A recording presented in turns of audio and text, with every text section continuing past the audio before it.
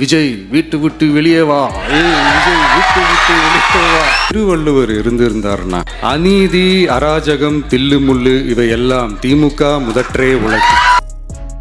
கருத்து கணிப்பு இந்த டப்பா இன்ஜின், ஓட்டை இன்ஜின், எவ்வளோ இன்ஜின் வந்தாலும்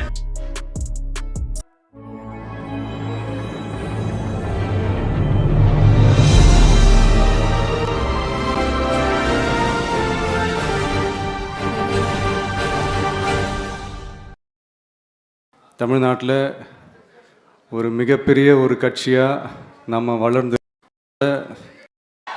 இரண்டாவது ஆண்டு விழா, அதாவது தேர்ட் இயரோட தொடக்க விழா. இன்றைக்கி தமிழ்நாட்டில் ஒரு மிகப்பெரிய ஒரு கட்சியாக நம்ம வளர்ந்து இருக்கிறோம் அப்படின்னா அது உங்களால் தான்.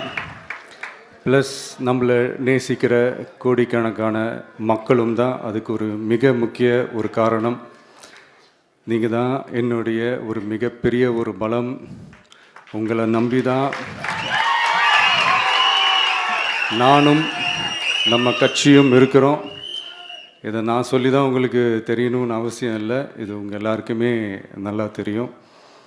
அதனால் இன்றைக்கி உங்கள் எல்லாருக்கும், நம்ம கட்சியில் இருக்கிற தோழர்களுக்கும் தொண்டர்களுக்கும், இந்த கட்சியினுடைய ஒரு தலைமை தொண்டனான என்னுடைய வாழ்த்துக்களும் நன்றிகளும்.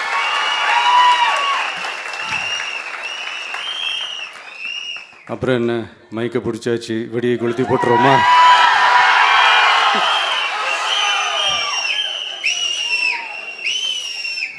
(1977) ஜூன் மாதம்னு நினைக்கிறேன். ஜூன் மாதத்தில் புரட்சி தலைவர் எம்ஜிஆர் அவர்கள் ரேடியோவில் ஒரு பேட்டி ஒன்று கொடுத்தாங்க. அதில் பேசும்போது சொன்னாங்க, பேரறிஞர் அண்ணா அவர்கள் இருந்த இடத்தில் இப்படிப்பட்டவர்களும் அமர்கின்ற ஒரு நிலைமை ஏற்பட்டுச்சேன்னு எண்ணி எண்ணி கண்ணீர் வடித்தேன். அன்னைக்கு அந்த கண்ணீரை துடைக்க ஆரம்பித்த இயக்கம் தான் அண்ணா திராவிட முன்னேற்ற கழகம்னு சொன்னார். அதே மாதிரி 2017 அப்புறம் 2021 அப்புறம் தமிழ்நாட்டுடைய நிலைமையை பற்றி யோசித்து பார்த்த நம்ம தமிழக மக்கள், காமராஜர் அவர்கள் இருந்த இடத்தில், அண்ணா அவர்கள் இருந்த இடத்தில், எம்ஜிஆர் அவர்கள் இருந்த இடத்தில் இப்படிப்பட்டவர்களும் அமர்கின்ற ஒரு நிலைமை ஏற்பட்டுருச்சேன்னு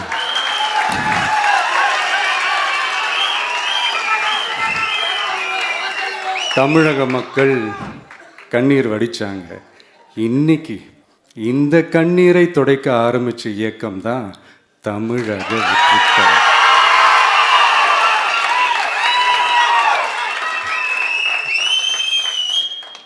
இப்படியெல்லாம் நம்ம பேசுறதுனால கண்டிப்பாக சில பேர் கொந்தளிப்பாங்க.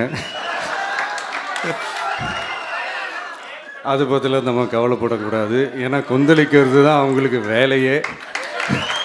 புரிதுங்களா அவங்களுக்கு?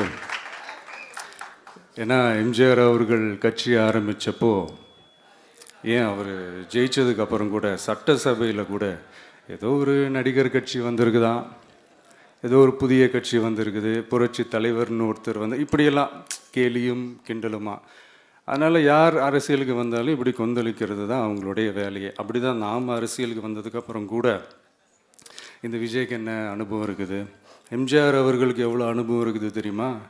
52லேருந்து 72 வரைக்கும் அந்த 20 இயர்ஸ் திமுகவில் இருந்த ஒரு அரசியல் அனுபவம் எவ்வளோ இருக்குது தெரியுமா? விஜய்க்கு என்ன பெரிய அனுபவம் இருக்குதுன்னு கேட்டால் அதே வாய் தான் அன்னைக்கு எம்ஜிஆர் அவர்களை பார்த்து, அன்னைக்கு எம்ஜிஆர் அவர்களை பார்த்து அரசியல் அரிச்சுவடி தெரியாதவர், கவர்ச்சியை மட்டுமே நம்பி இருக்கிறவர், அட்டைக்கத்தி, வாய் விளம்பர வள்ளல், இவருக்கு கேள்வி மட்டும்தான் கேட்க தெரியும், பதில் சொல்ல தெரியாது, நிருபர்களை சந்திக்க மாட்டார், டெல்லியை பகச்சிக்க மாட்டார், மேலே இருந்து அவருக்கு அவ்வளோ ப்ரெஷர் இருக்குது, அப்படி இப்படின்னு சொன்னதும் அதே வாய் தான்.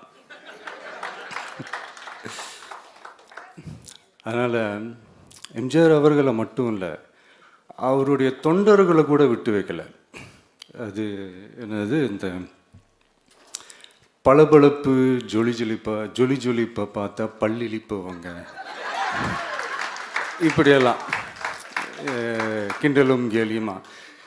இது எல்லாம் மக்கள் ஒரு மாதிரி சைலண்ட்டாக வாட்ச் பண்ணிக்கிட்டு என்ன பண்ணாங்கன்றது உங்களுக்கே நல்லா தெரியும்.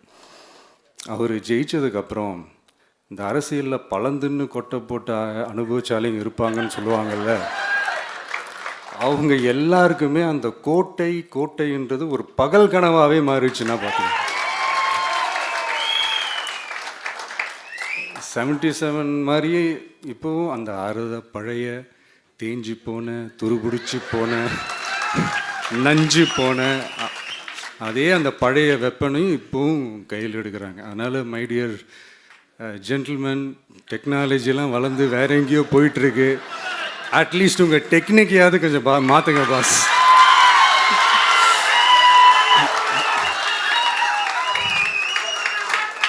காமராஜர் அவர்களையும் விட்டு வைக்கல. அவருக்கு இலக்கியம்னா என்ன தெரியும், அவர் மாபெரும் புலவர், அந்த புலவர் இந்த புலவர்னு அவரை பற்றியும் கிண்டலும் கேலியுமா. அதான் முன்னாடியே சொன்ன மாதிரி யார் எதிர்த்து நின்னாலும் அவங்கள கொந்தளிக்கிறது தான் அவங்களுடைய வேலையே.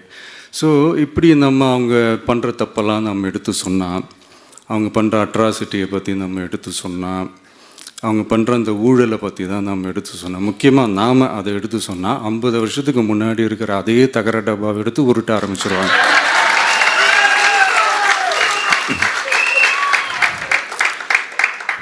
பவள விழா பாப்பாவுக்கு வேற என்ன தெரியும்?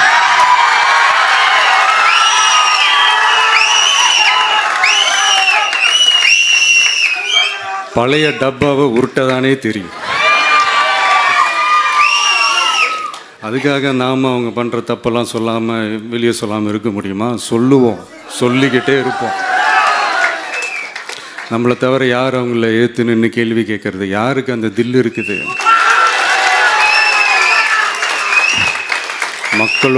மக்களோட ஒரே பிரதிநிதி நாம் மட்டும்தான். ஸோ இப்படி இருக்கிற இந்த நிலைமையில் இன்னைக்கு இந்த டிஜிட்டல் உலகத்தில் திருவள்ளுவர் இருந்திருந்தாருன்னா இந்த தீய சக்தியை பற்றி என்ன திருக்குறள் எழுதியிருப்பாரு? ஒரு கற்பனையா, அநீதி, அராஜகம், தில்லுமுள்ளு இவையெல்லாம் திமுக முதற்றே உலகு.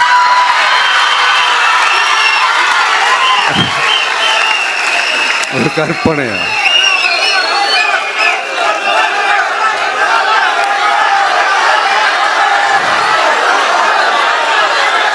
அநீதி, அராஜகம், தில்லுமுள்ளு இவையெல்லாம் திமுக முதற்றே உலகு.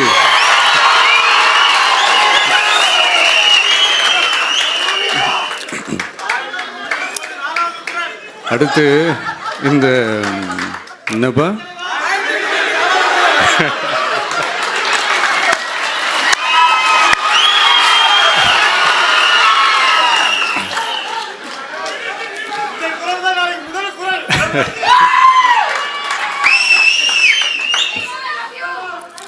அடுத்து இந்த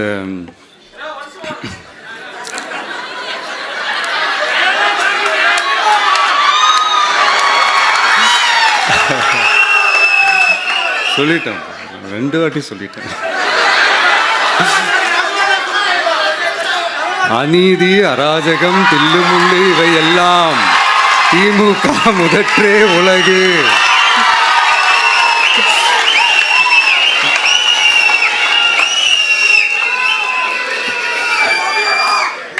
அடுத்து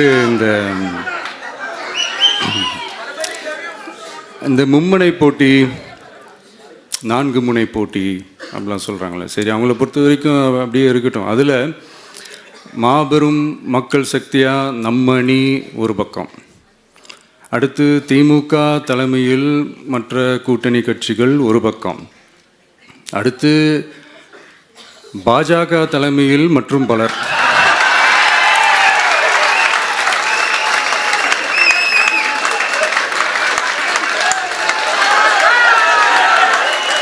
என்னப்பா சிரிக்கிறீங்க? உண்மைதானேப்பா சொன்னேன்.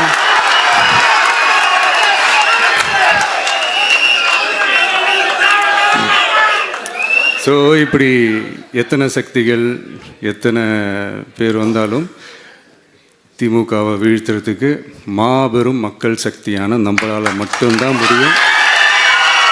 நம்ம டிவிகேவால் மட்டும்தான் முடியும்.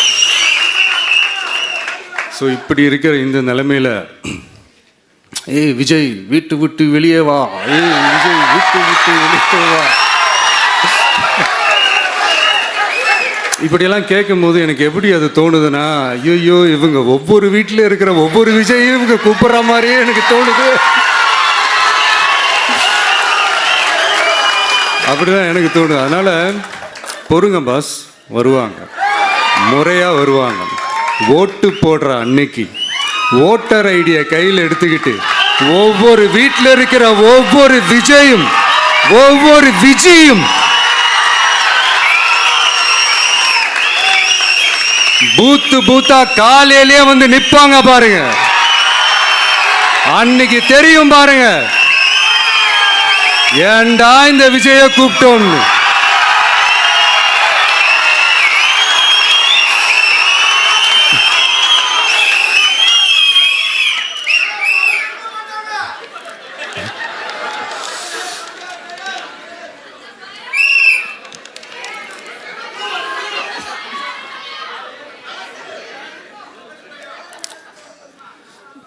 ஸோ இப்படி பேசினா உடனே இவரு நான் சினிமாவா இது அப்படின்ட்டு ஆரம்பிச்சிருவாங்க. நான் சினிமா விட்டாலும் நீங்கள் சினிமா விட மாட்டேங்கிறீங்களேப்பா.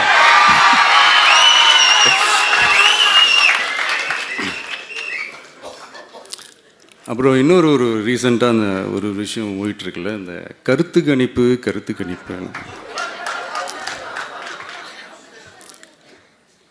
அதில் நிறைய பேர் உண்மையான கருத்து கணிப்புலாம் சொல்கிறாங்க. அதையும் நான் தப்பு சொல்லலை. சில பேர் கடுப்பில் விட்ட கணிப்பாகவும் இருக்குது, அதையும் நான் தப்பு சொல்லலை. இந்த கடுப்பில் விட்ட கணிப்பாளர்களுக்கு நான் சொல்லிக்கிறது என்னென்னா, ஒவ்வொரு ஊராக தெருவா வீடு வீடாக போய் நீங்கள் அந்த கருத்து கணிப்பு எடுத்து பாருங்கள். ஒவ்வொரு வீட்லேயும் டிவிக்கு இருக்கிறத நீங்கள் பார்ப்பீங்க.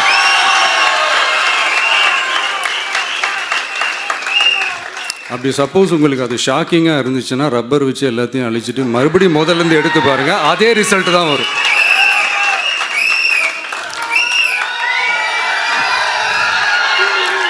இது என்னப்பா லாஜிக்கு, அது எப்படி எல்லார் வீட்லேயும் டிவிக்கு இருக்கும் அப்படின்னு நீங்கள் கேட்டிங்கன்னா, ஒரு சின்ன சாம்பிளுக்கு ஒரு சின்ன டெஸ்ட் ஒன்று பண்ணி பாருங்களேன். நம்ம சிஎம் சார் இருக்காங்கள்ல, ஸ்டாலின் சார்,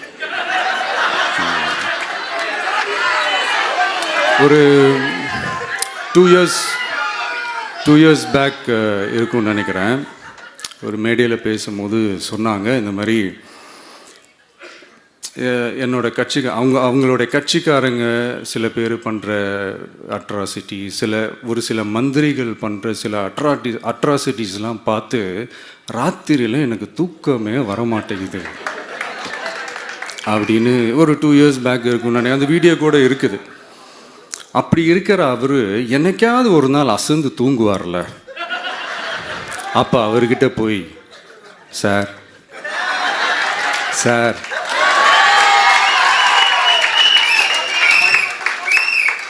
எந்த சின்னத்துக்கு சார் ஓட்டு போடுவீங்க அப்படின்னு கேட்டு பாருங்க. விசில் சின்னத்துக்கு தான்.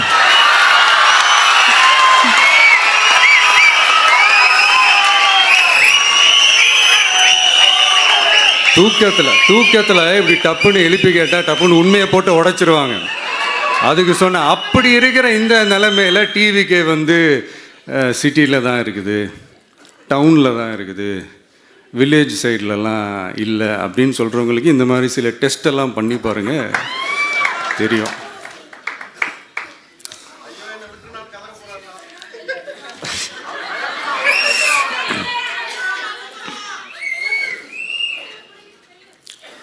விசில் சின்னம் போகாத ஊரே இல்லை.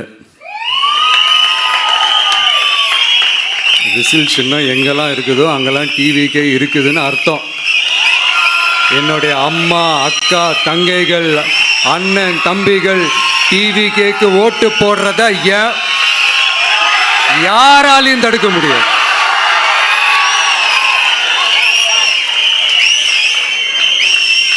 ரத்த சொந்தமா நம்மளை நினைக்கிற நம்மளோட வகையறாக்களை எந்த கட்சியாலையும் எவ்வளவு விலை கொடுத்தாலும் வாங்கவே முடியாது.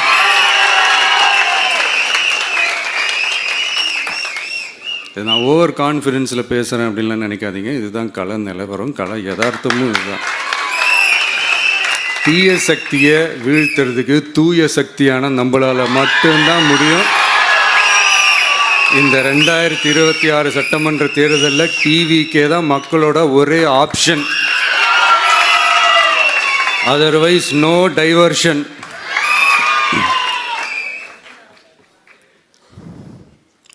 இந்த டப்பா இன்ஜின், ஓட்டை இன்ஜின், எவ்வளோ இன்ஜின் வந்தாலும் டாப் இன்ஜின் நம்ம டிவிக்கே தான்ன்றதை மக்கள் ஆல்ரெடி முடிவு பண்ணிட்டாங்க. அதனால் நம்மளுடைய தோழர்கள் அதை மனசில் நல்லா ஏற்றிக்கிட்டு இன்னும் ஷார்ப்பாக ஒர்க் பண்ணுங்கள்.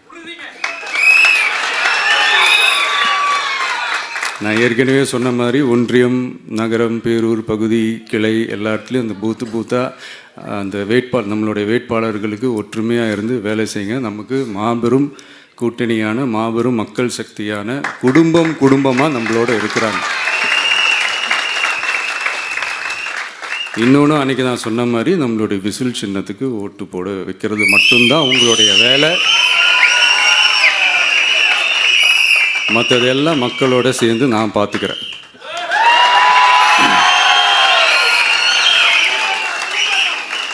தமிழ்நாட்டோட அரசியலில் த விசில் ப்ளோயர் இஸ் டிவிகே.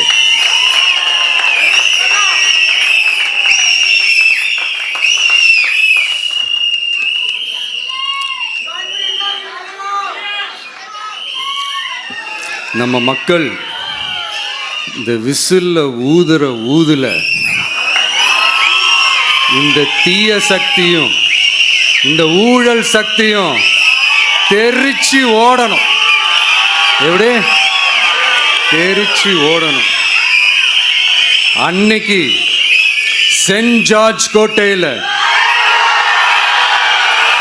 டிவிக்கு ஆளும் கட்சியா எழும்.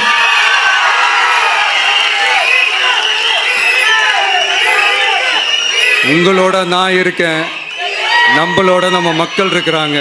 இதுக்கு மேலே என்ன வேணும்? கான்ஃபிடென்ட்டாக இருங்க, நல்லதே நடக்கும்.